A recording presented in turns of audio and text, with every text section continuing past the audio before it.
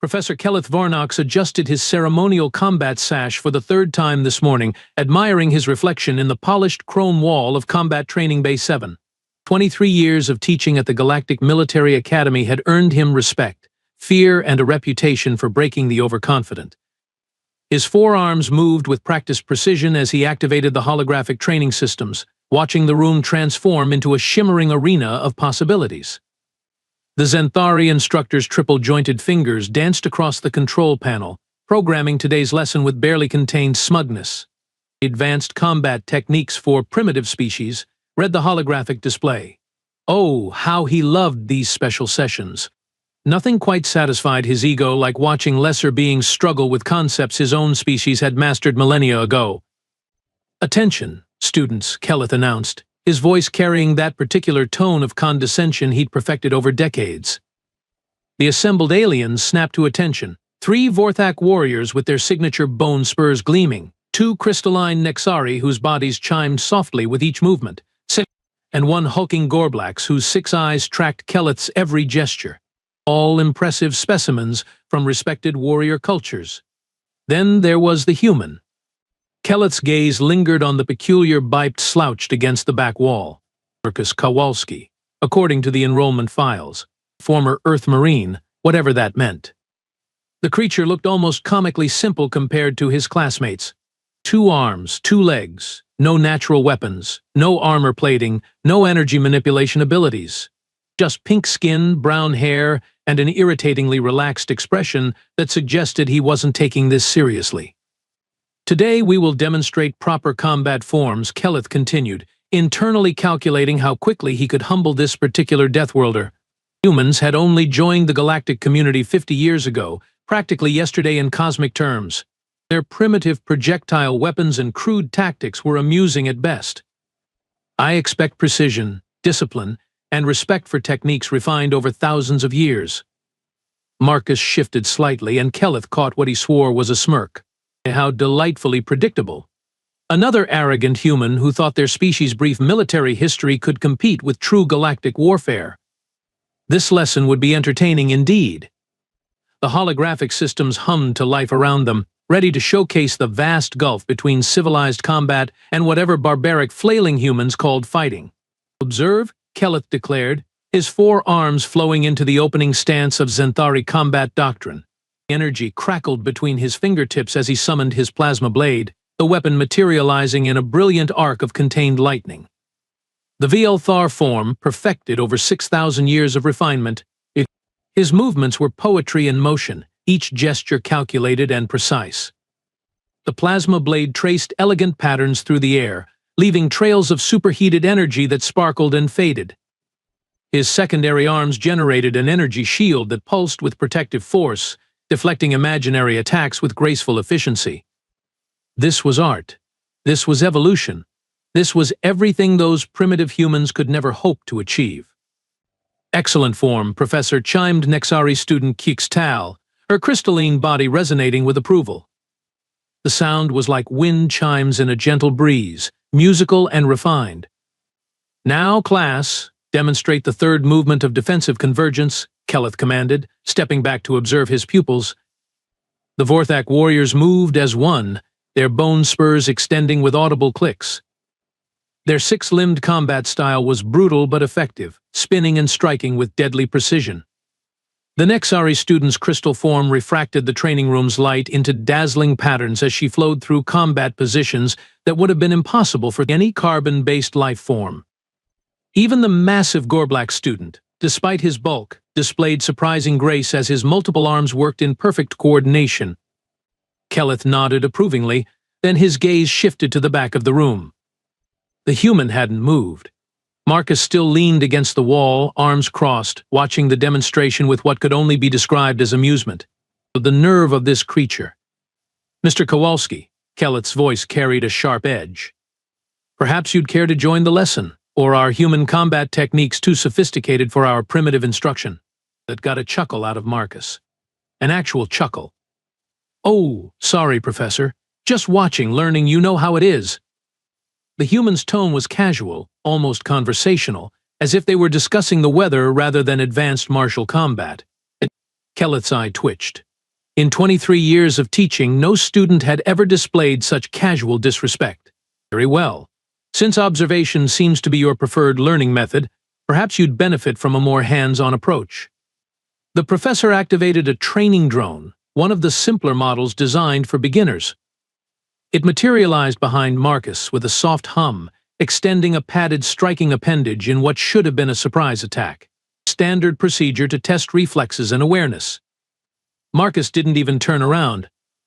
His left hand simply reached back, caught the drone's appendage mid-strike, and guided it gently to the side. The movement was so casual, so effortless, that it took Kelleth's brain several seconds to process what had happened. The human had somehow sensed an attack from behind, neutralized it without looking, and done it all while continuing to lean against the wall with that infuriating smirk. "Interesting reflexes," Marcus commented, finally straightening up. "Your drone's got a nice rhythm to it. Reminds me of training bots back home, except ours were a bit more persistent." The classroom fell silent. Even the Gorblax's 6 eyes were wide with surprise. Training drones were designed to test combat-ready soldiers, not to be casually swatted aside by someone who wasn't even paying attention. Kelleth stared at the human, his carefully constructed lesson plan suddenly feeling very inadequate. What exactly had Earth's military been teaching their soldiers? Kelleth's pride, already wounded, now writhed like a plasma burn on his ego. Fine. If this primitive creature wanted to play games, he'd give him something to truly struggle with. The professor's fingers danced across the holographic controls with vindictive precision. "Since Mr. Kowalski appears to find our basic exercises inadequate," Kelleth announced, his voice dripping with barely contained irritation, "perhaps he'd enjoy something more challenging. Class, prepare for Urban Combat Simulation 7. The training bay shimmered and transformed around them. Suddenly, they stood in the middle of a war-torn city, complete with crumbling buildings, debris-strewn streets, and the distant sound of weapons fire. Holographic enemies began materializing from doorways, rooftops, and around corners. This was advanced training, the kind reserved for final-year students with years of combat experience.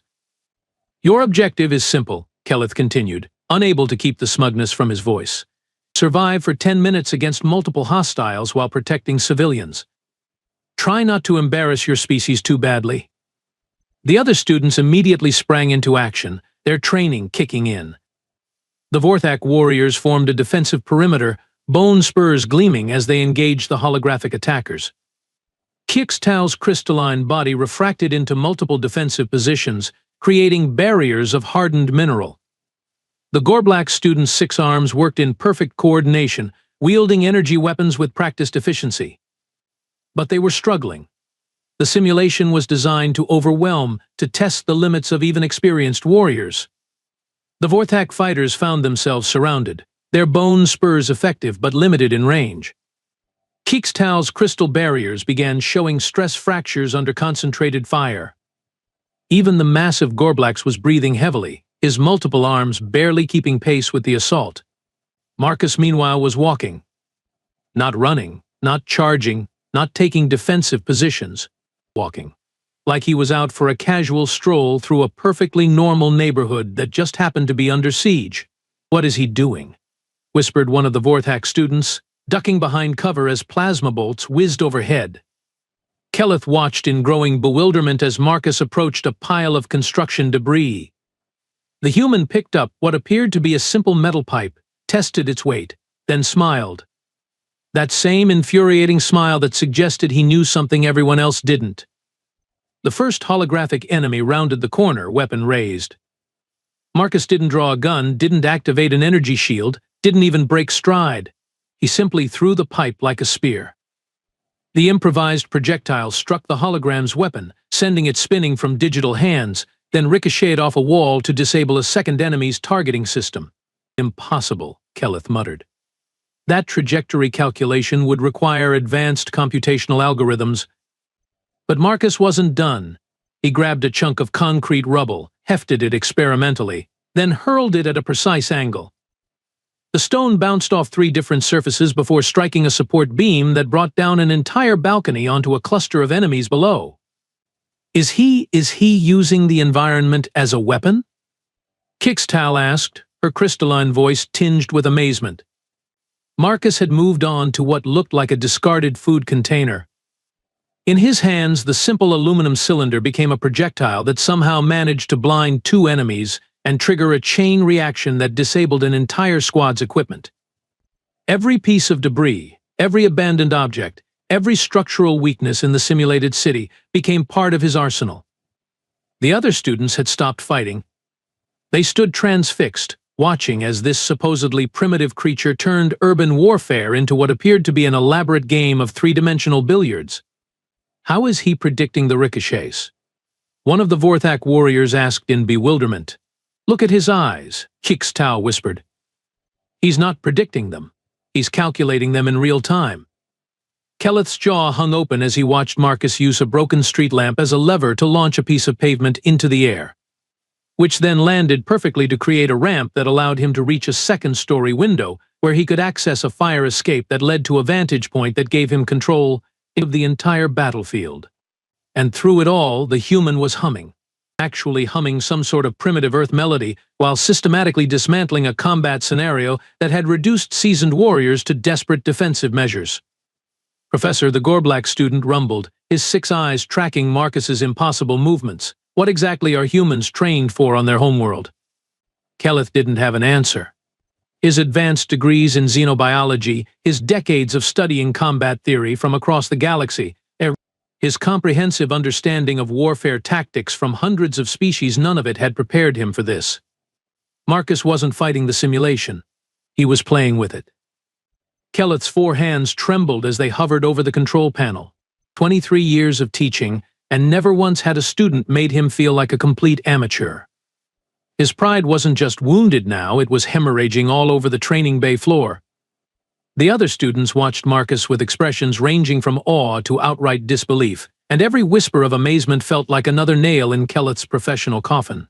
Fine, he snarled, his voice carrying an edge that made several students step back instinctively. If you think urban warfare is amusing, let's see how you handle something truly challenging. His fingers stabbed at the controls with violent precision.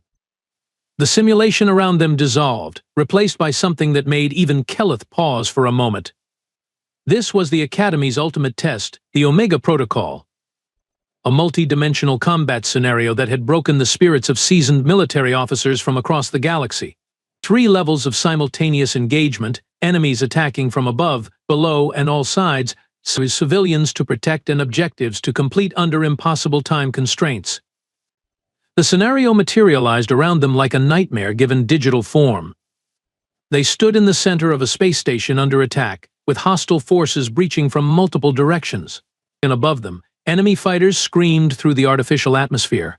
Below, through transparent floor sections, more enemies were cutting their way up from the lower decks. Around them, corridors branched off in 6 directions, each one filled with advancing hostiles. Survival time for even our best graduates is typically 3 minutes, Keleth announced, his voice carrying vindictive satisfaction. The record holder managed 4 minutes and 12 seconds before tactical retreat became necessary. The other students immediately took defensive positions, their training kicking in despite the overwhelming odds. The Vorthak warriors formed a tight circle, bone spurs extended. Kikstau began generating defensive barriers faster than ever before, her crystalline body singing with stress harmonics. The Gorblack student activated every weapon system he could reach, his 6 arms moving in a blur of desperate efficiency. Marcus looked around at the chaos, tilted his head thoughtfully, and then did something that made Keleth question his own sanity. The human started laughing. Not a nervous chuckle or a stress response. A genuine, delighted laugh that echoed through the simulated combat zone like he'd just been told the galaxy's funniest joke. "Oh man," Marcus said, grinning as plasma bolts whizzed past his head, "this is just like Stellar Fortress Maximum Chaos from when I was 12. I spent so many hours on this exact scenario setup." "What are you talking about?" Keleth demanded, watching in horror as Marcus began walking directly toward the heaviest concentration of enemy fire. "Video game, Professor. Had the same 3-level assault, same civilian rescue objectives, same impossible odds." Marcus ducked under a plasma bolt, not because he had to, but apparently because it was more fun that way. "The trick isn't to fight harder. The trick is to fight smarter. And then Marcus did something that violated every principle of military tactics Kelleth had ever studied. He started talking to the holographic enemies. "Hey there, big guy," he called out to a massive combat drone bearing down on him. "Nice cannon you've got there. Compensating for something?" The drone, programmed to respond to verbal input as part of its psychological warfare subroutines, actually paused for a fraction of a second. In that moment of hesitation, Marcus had somehow positioned himself so that when the drone fired, it hit 3 other enemies behind him. "Thanks for the assist, buddy," Marcus said cheerfully, patting the confused drone on what might generously be called its head before using it as a stepping stone to reach a higher level. Kelleth's brain struggled to process what he was witnessing. The human was using humor as a weapon. Actual humor. Against military-grade combat algorithms. "You see," Marcus continued, now somehow hanging upside down from the ceiling while simultaneously disabling enemies with what appeared to be interpretive dance. "The thing about artificial intelligence is that it's really smart, but it doesn't know how to handle genuine randomness." He dropped from the ceiling, landed in a perfect roll, and immediately began doing something that looked like a combination of ancient Earth martial arts and contemporary breakdancing. Every movement seemed completely nonsensical until an enemy tried to predict his next position and ended up shooting its own allies instead. "He's using unpredictability as a tactical advantage," Keeks Tao whispered, her crystalline voice filled with wonder. "He's making himself impossible to target by being genuinely random." "But that's not possible," one of the Vorthax students protested. "Combat requires discipline, structure, predictable responses to threat assessment." Marcus, apparently having heard this, called back over his shoulder while simultaneously using a decorative plant as an improvised club. "Tell that to my old drill sergeant. Guy always said the best way to confuse your enemy is to confuse yourself first." The human had somehow cleared the first level while the other students were still trying to establish basic defensive positions. He moved through the simulation like he was following a strategy that existed only in his head, turning every conventional tactic upside down and somehow making it work better than traditional approaches. "This is impossible," Kelleth muttered, watching as Marcus began the second level by convincing a group of enemy soldiers to shoot each other through a combination of misdirection, mirror placement, and what appeared to be puppet theater using a piece of debris. "Nah, Professor," Marcus called back, now somehow riding an enemy combat drone like it was a very angry horse. "This is Tuesday. You should see what happens when things get really weird." The human was treating the Academy's most challenging simulation like it was recess at a primary school. And he was winning. Kelleth stared at his control panel, then at the human who was currently using psychological warfare against artificial intelligence, then back at his control panel.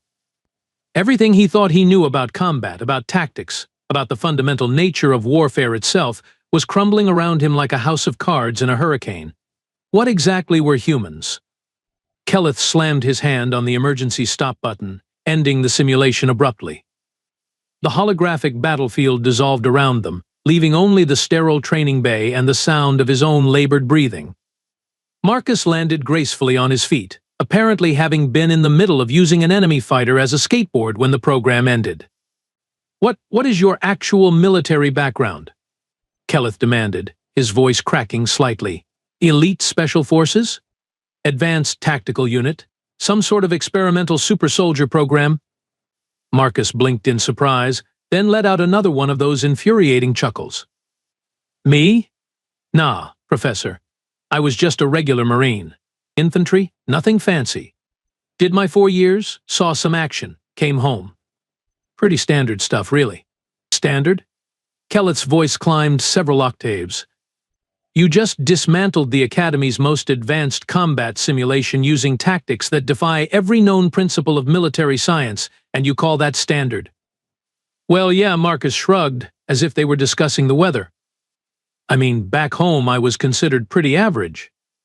Maybe slightly above average at adapting to weird situations, but that's about it.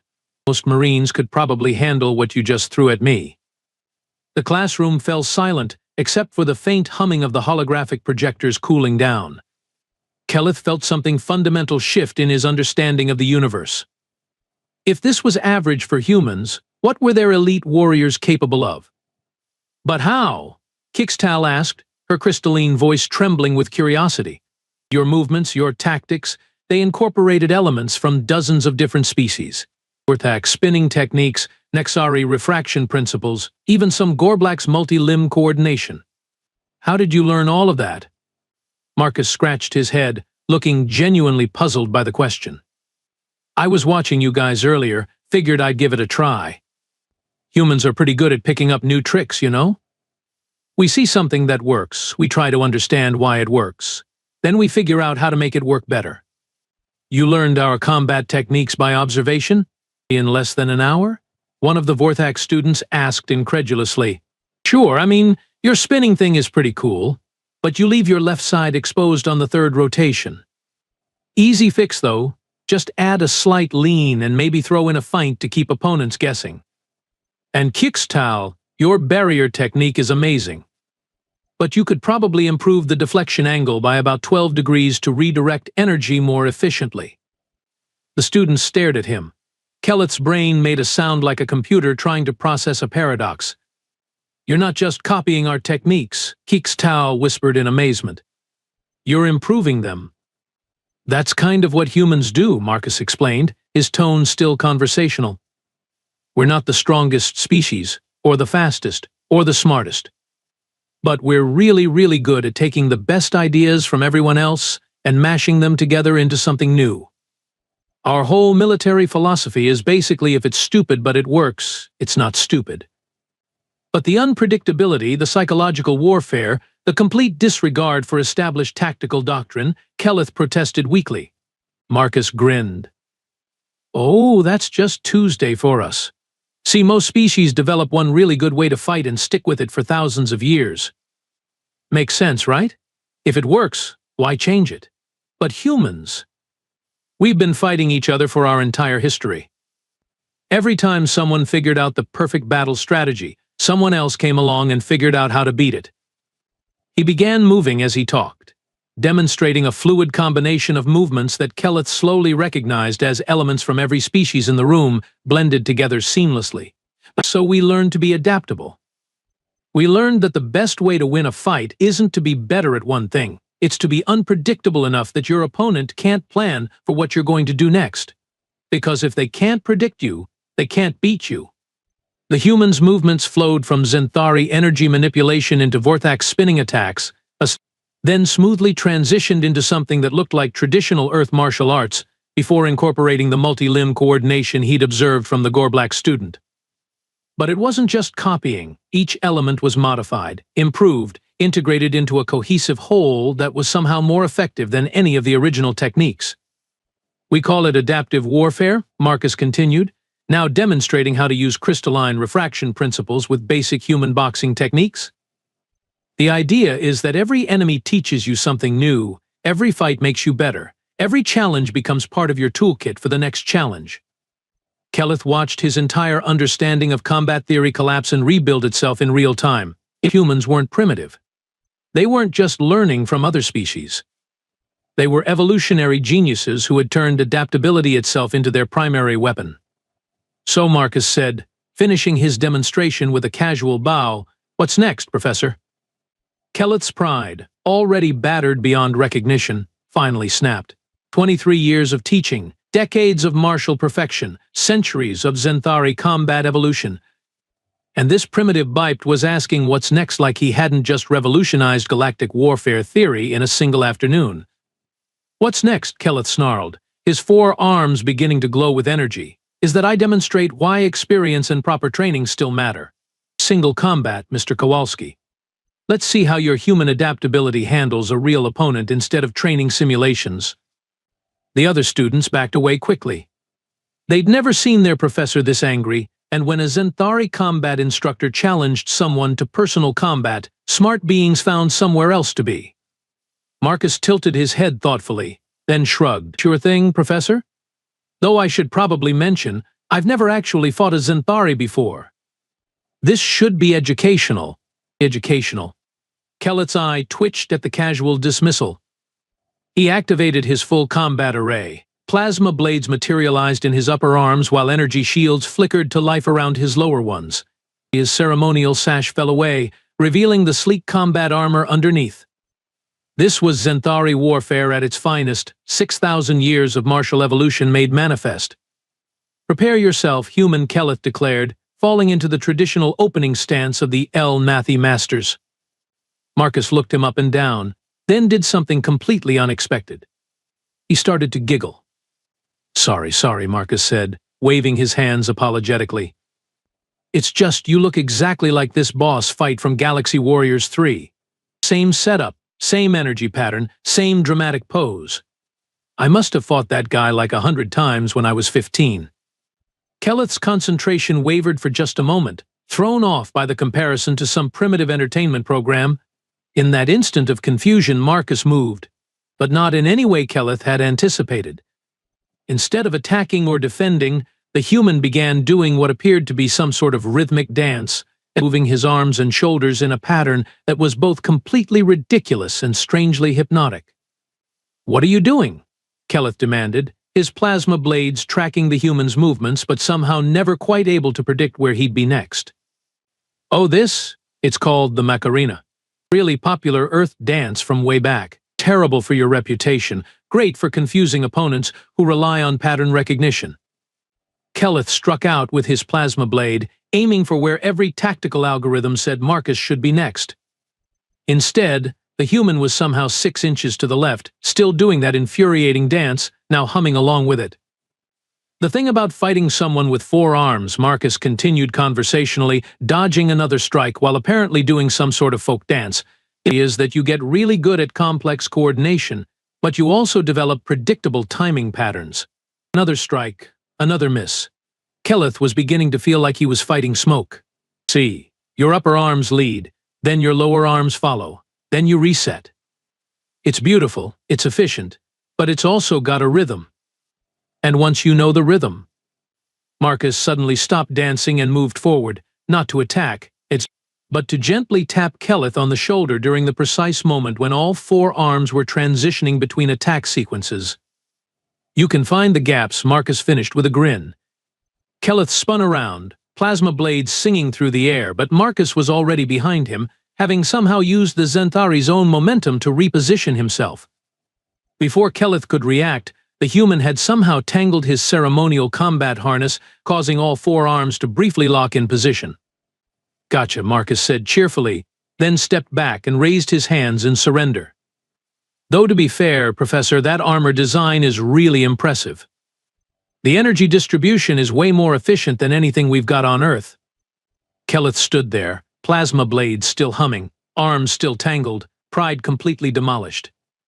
He'd been defeated not by superior strength or advanced technology, but by a dancing human who'd complemented his armor in the middle of combat. Keleth's plasma blades flickered and died as he slumped against the training bay wall, staring at Marcus with the expression of someone whose entire understanding of reality had just been turned inside out and shaken vigorously. 23 years of teaching advanced combat techniques, and he'd been outmaneuvered by something called the Macarena. "I don't understand," he whispered, his 4 arms finally untangling from his ceremonial harness. What did you?" Marcus stepped forward, and for a moment Keleth tensed, expecting some sort of human victory ritual or territorial display. Instead, the human simply extended his hand.